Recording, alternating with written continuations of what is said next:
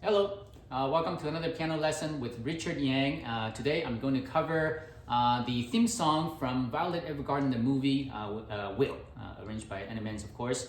The video description is down below, and you will also find the link to my performance of this piece. So this is a fairly simple piece, very beautiful for the most part. It does get a little confusing on the later section. So the beginning section, I'm just gonna go over them pretty fast. In the beginning, we got the theme right there. The most important thing is how to balance the left hand and the right hand. You got this, right?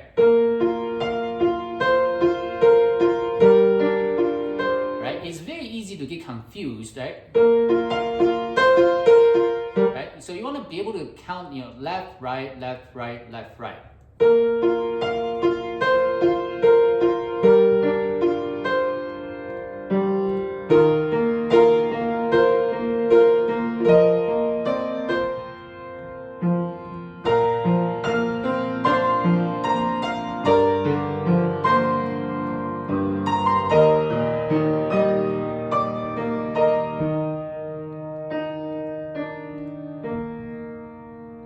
Right? So that is the beginning. It's very simple, but you just need to make sure that you balance the left hand and the right hand so that you don't get confused. And very important is in this piece, it's so easy to rush. So just hold back, right? So a tip for playing these pieces, right? So you need to, other than using the metronome, you want to have a mental idea of the rhythm, of the tempo.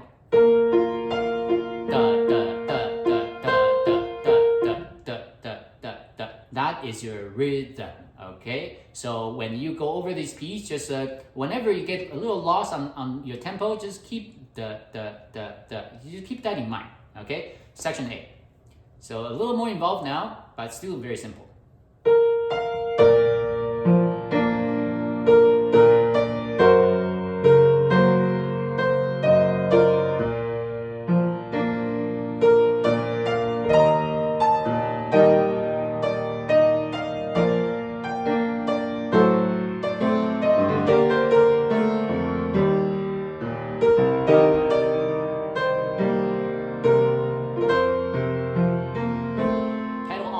Change pedal here, right? So change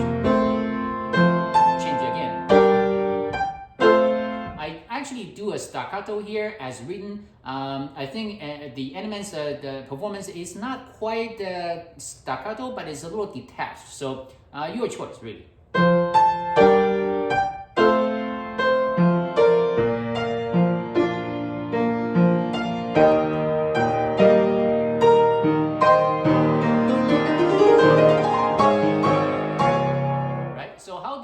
How do you do this? It's a fairly simple scale, right? So you have 16th notes. 1, 2, 3, 4, 1, 2, 3, 4, right? So and now it's 6. And then now 32nd notes. Right? So hopefully this part is supposed to be fairly simple, so it's just skill work. So hopefully you'll get it. So like I said, this piece is fairly simple. So section B, it gets slightly more complex now because you've got some big jumps on the left hand. But these are fairly good jumps because most of them are on black keys. Whenever you need to jump onto a black key, like I always say, it's always easier because it's harder to miss. The white keys are it takes more work. All right, section B.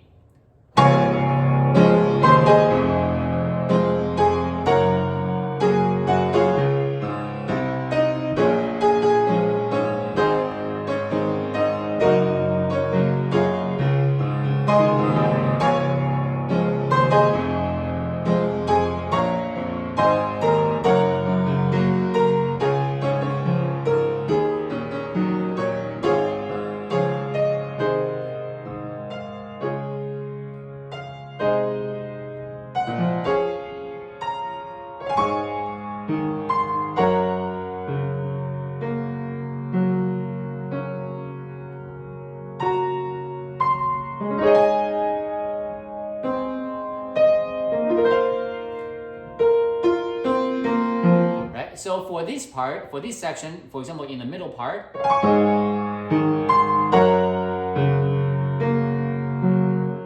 so this is, you really have to be patient, and there will be a tendency to rush this through, but be patient, count, and keep that rhythm, because if you speed up, it doesn't really help. So if you can keep that tempo, that would sound a lot better. Okay, section C. This one obviously sempre legato, so you want to keep it legato always. It's mezzo forte, but I personally thought that this played more like a mezzo piano at this point. Okay, so I'm gonna so this one has some fingering work on the left hand. I'll go very slowly.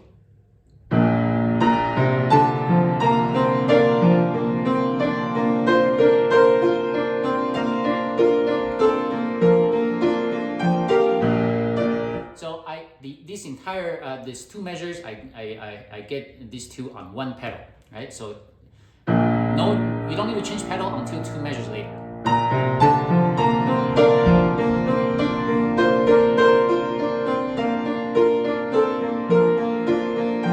Change pedal.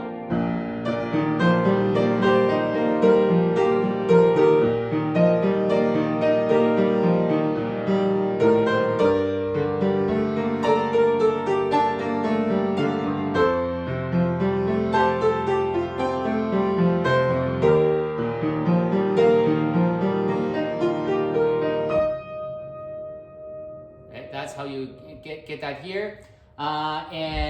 So let's go to a couple of measures back, right? When you play this,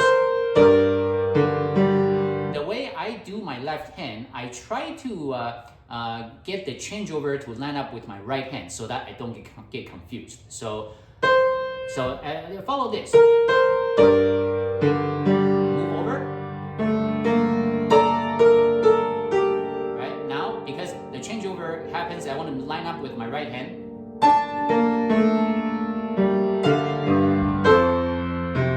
Move over. And now the C.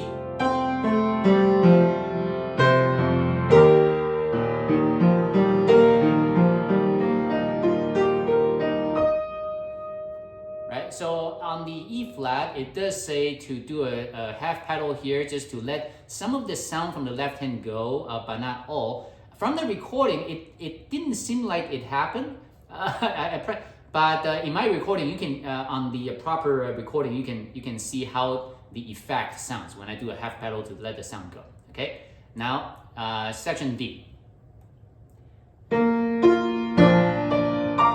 Section D is very convenient because the music does tell you when to play left hand, right hand, so it should be fairly straightforward.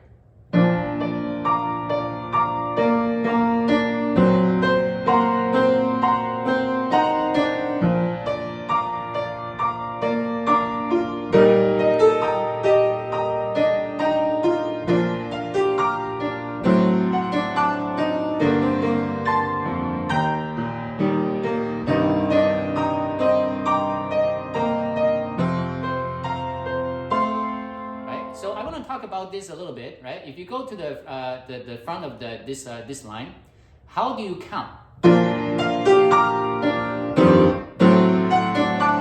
Right. So the way you think is right.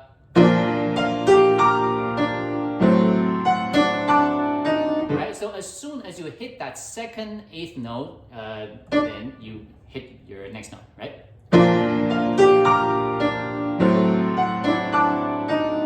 That's exaggerating, but that's the idea. Now when you play this, you want to jump over to both hands to here. Right? So that takes some practice.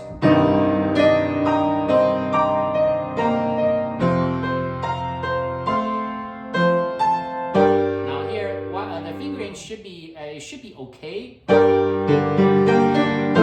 Right? You go do that. Alternative way is to do this. To me, it's the same thing. I just do the first one just out of my habit, I guess. I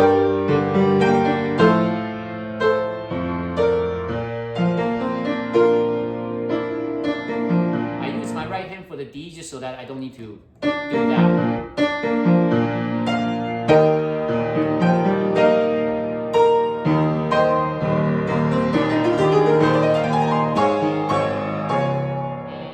Set of ascending scale is a lot easier than the first time. Why? Because you got the supporting left hand on for the rhythm. You got the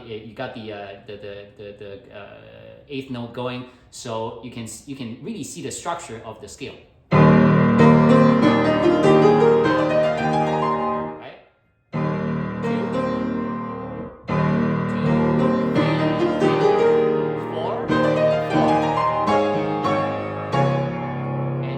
Section E is the same as before, but it's just a few more notes. Okay, I'll play that slowly.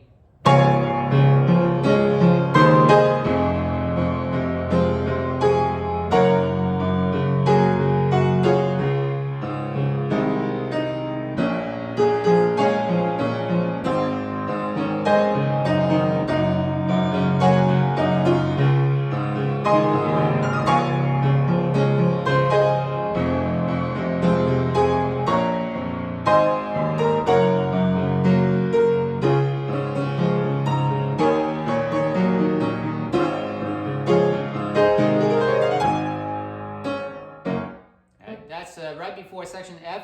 So in this section, yeah, it is a little slightly more complicated than the first time because you got more notes on the left hand and there are a few jumps.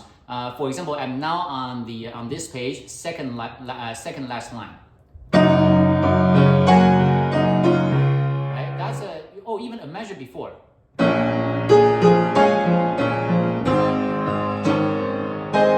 That's a pretty fast jump.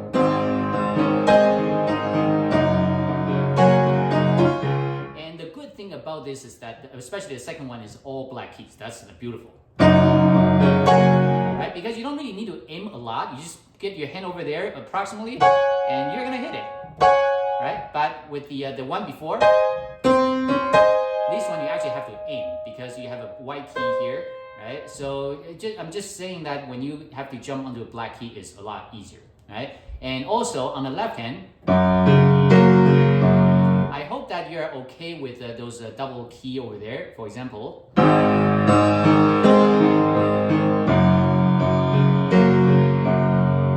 Right, so you just need to capture that, so make sure you play it, right? Right, this one, you just keep going down like this.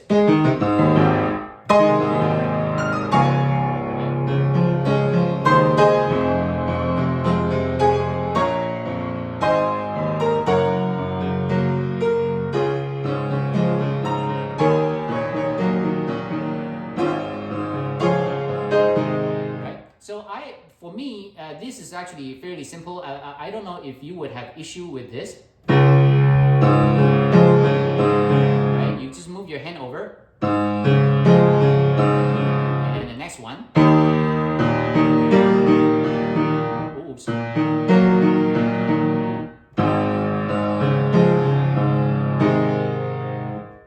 Right? So that's it, right? So I'm gonna do a last measure.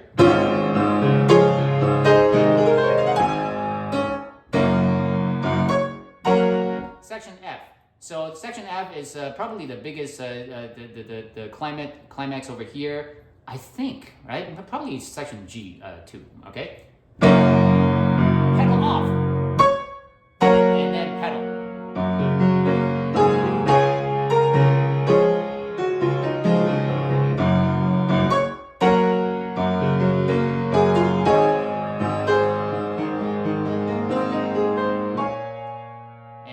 Suddenly it's mezzo forte. So you were loud before, but you want to suddenly, it suddenly becomes mezzo piano.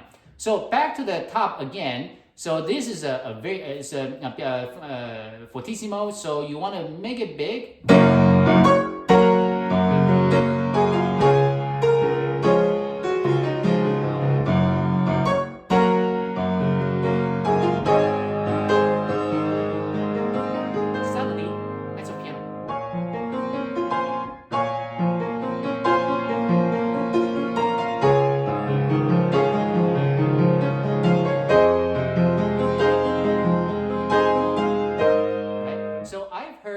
several recordings on YouTube. For some reason, people have trouble playing this. Right? So in order to play that clearly and on time, you really got to slow it down. Note by note if you have to.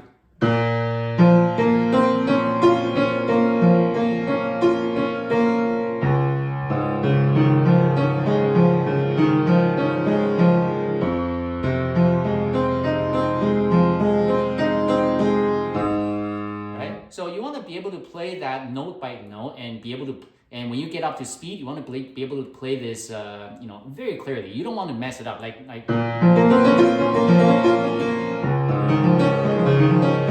You want to play that very, very evenly, like this.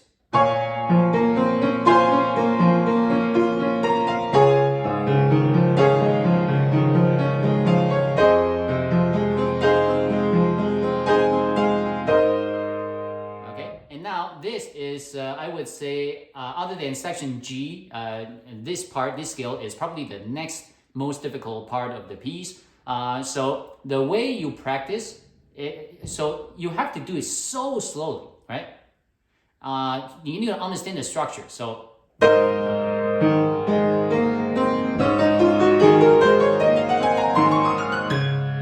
that's how to play that correctly. And how do you practice this, right? 1, 2, 3, 4. First of all, you for the second half of the scale, ignore the 5. Just play 4 notes for now, just for practicing, right? So that you can get an idea of what's going on.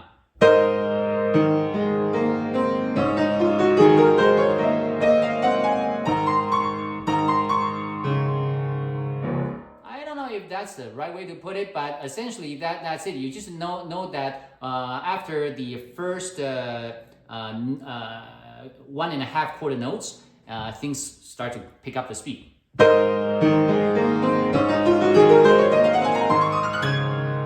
and you just get your right hand slightly faster than the 4 30-second notes, slightly faster to squeeze those in. Right, so one more time.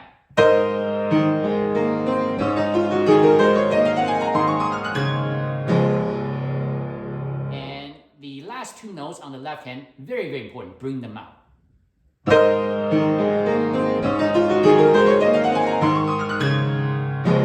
And there's a good reason to bringing them out, because when you do your scale,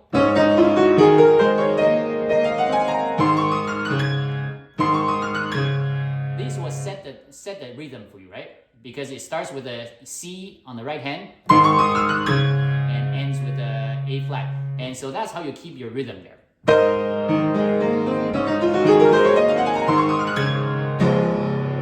Section G. So section G can be very confusing.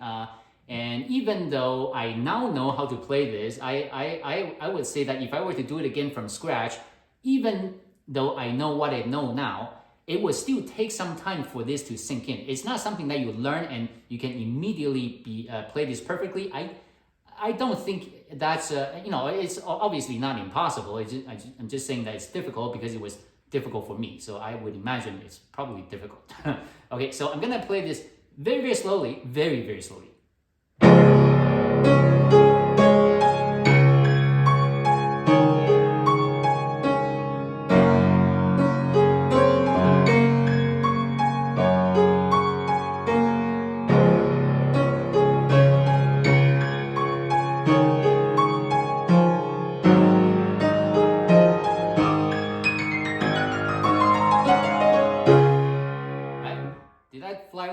Right? So now right hand, so they're always the same.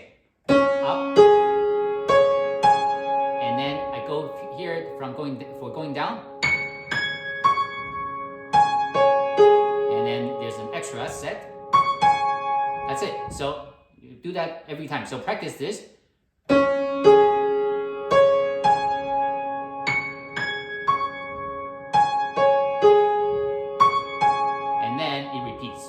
Now the trick for this one, going up shouldn't be a problem because you have perfect fifth going up both octaves.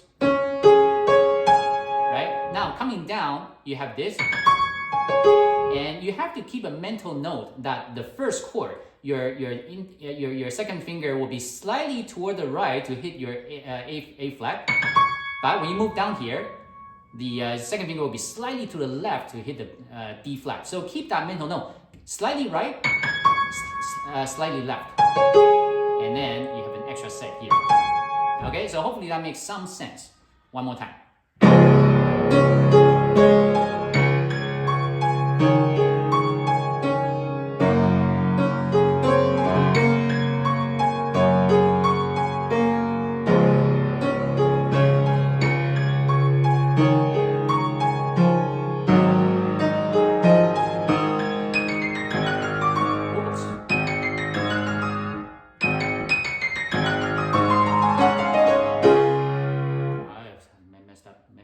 So, so on coming down, it's just a regular D flat scale. So practice that if you don't already know. Hopefully you do.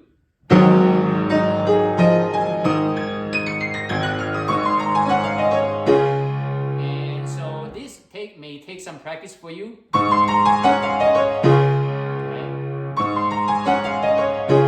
You want to be able to do that.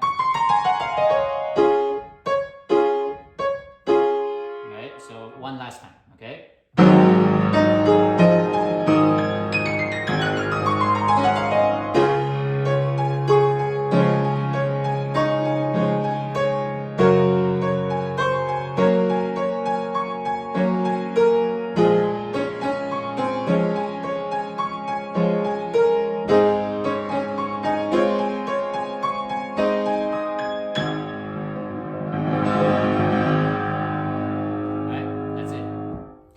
Section H. I'm just gonna play over this. If you please be able to play this. If you can, this piece is a little difficult. Okay.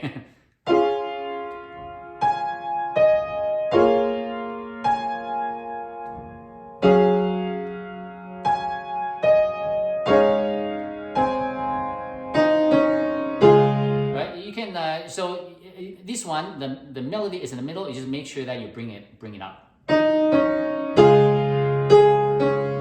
Exaggerate this so that you can hear what the melody I'm referring to.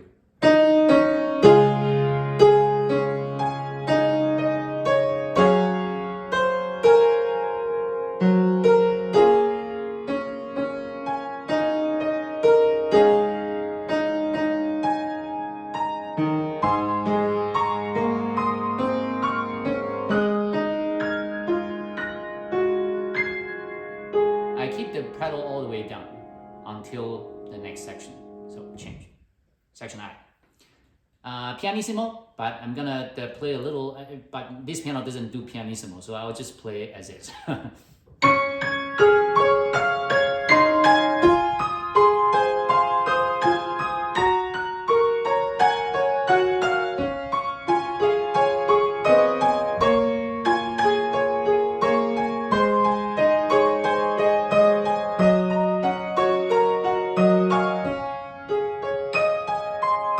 So note that here I'm sharing some notes between left hand and right hand. Now, this one, the right way to play it is, of course, you do your left hand. But to me, this is for me at this speed, this is considered a medium risk move. So I use my right hand instead. So, that's weird. Okay.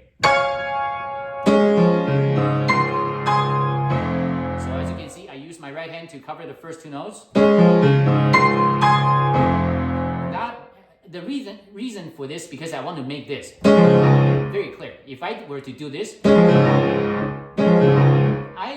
sometimes it's not as even. I might need a little more time to get that even. I can, but the easiest way is just to use the right hand.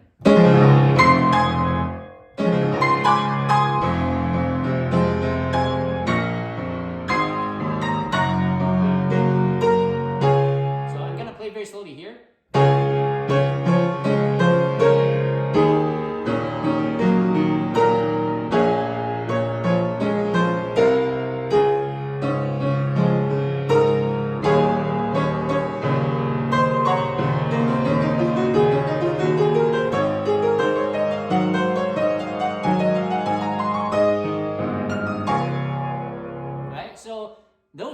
of mini scales, they're actually very easy to get them in time because you have your left hand to keep the pace, right? So one more time, slowly. So the first one, I do 1, 2, and 1, 2, 3, 4, 5. Because if I were to do this, for the next set, I need to use finger number 2 again. That would be a little awkward, right? So I just use 1, 2, 1, 2, 3, 4, 5, and then use 2, 4, and then 2 again. 4,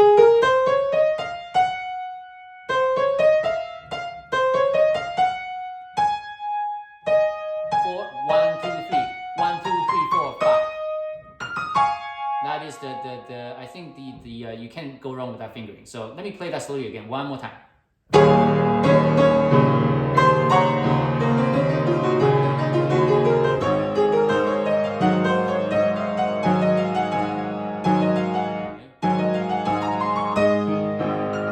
made a mistake in there. Sorry, let me do one more time so that you can make sure that you get the correct fingering.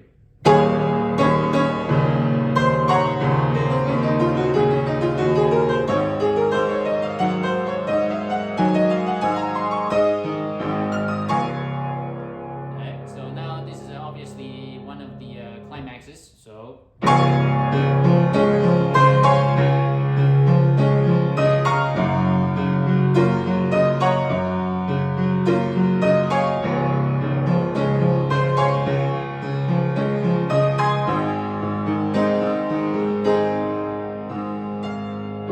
section J.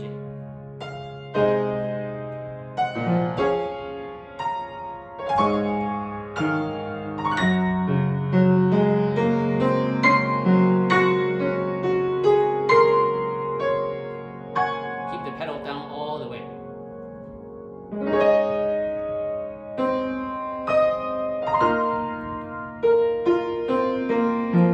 Finally, section K, it should sound exactly the same as the beginning.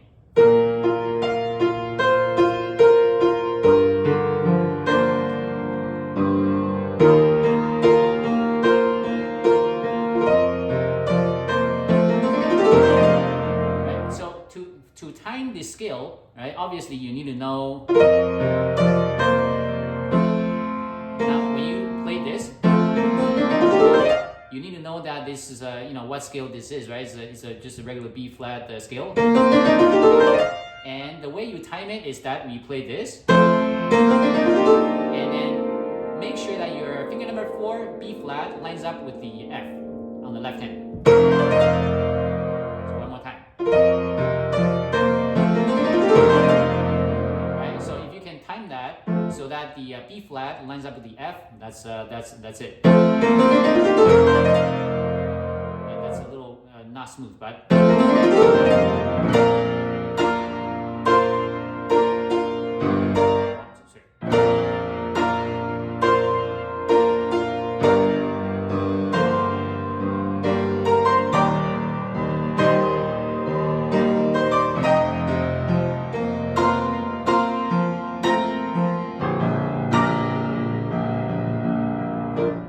Remember, these in the final section, these are triplets, so these would go a little faster than this. Right,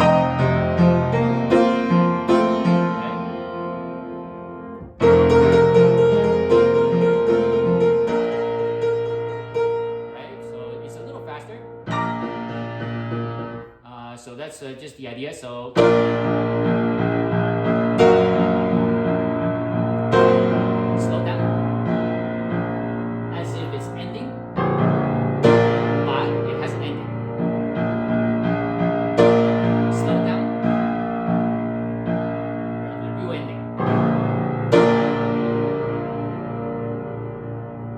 That's it. So it's a fairly simple piece. Hopefully you enjoyed it.